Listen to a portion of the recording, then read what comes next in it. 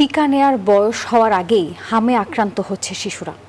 ঢাকা সহ সারা দেশে হামে আক্রান্ত এবং মৃত শিশুদের মধ্যে অধিকাংশের বয়স 9 মাসের নিচে।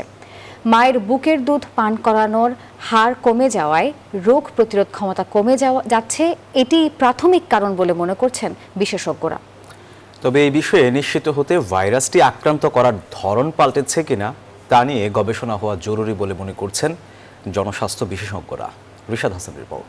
মাত্র 9 মাস বয়সে সন্তান চলে গেল পরপারে, মায়ের কোল থেকে যোজন যোজন দূরে। হাসপাতালে ভর্তির আগেই কোলের সন্তানের এই মৃত্যুর সম্ভাব্য কারণ। এই শিশুটির মতোই দেশজুড়ে হামের ছোবলে চলে যাচ্ছে শিশুরা। মৃতের সংখ্যা পেরিয়েছে 200, যাদের বেশিরভাগের বয়স 9 মাসের নিচে। শুধু তাই নয়, হাসপাতালে ভর্তি রোগীর 60% বেশি শিশুর বয়সও 9 মাসের কম। অর্থাৎ টিকা নেয়ার বয়স হওয়ার আগেই হামে আক্রান্তের সংখ্যা বেশি। সাধারণত শিশু জন্মের পর 1 বছর পর্যন্ত মায়ের কাছ থেকে পাওয়া রোগ প্রতিরোধ ক্ষমতায় বলবৎ থাকে। এরপর ধীরে ধীরে কমে আসে অ্যান্টিবডি। তাই 9 মাস বয়সে দেয়া হয় হামের টিকার প্রথম ডোজ। তাহলে কেন টিকা নেয়ার আগেই বাড়লো হাম আক্রান্তের সংখ্যা? আমরা তো বলি 6 মাস, প্রথম 6 মাস শাল দুধ, এরপরে পূর্ণ 2 বছর বুকের দুধ। এটাই কিন্তু খাওয়ানো কিন্তু সবচেয়ে বড় কাজ হলো এই অ্যান্টিবডিটা হলো যে বাচ্চাকে কিন্তু অনেক রোগ প্রতিরোধ ক্ষমতা বাড়িয়ে তো রোগ থেকে দূরে রাখে।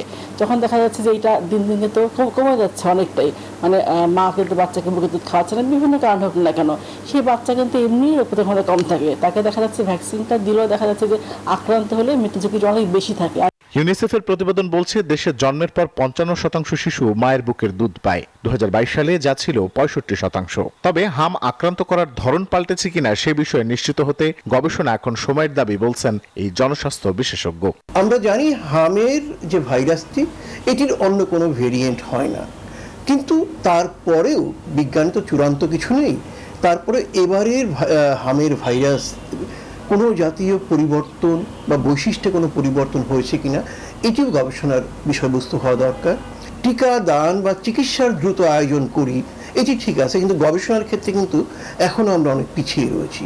এই জায়গাটাকে বর্তমান যারা নীতি নির্ধারক রয়েছেন তাদেরকে নজর দেওয়া উচিত।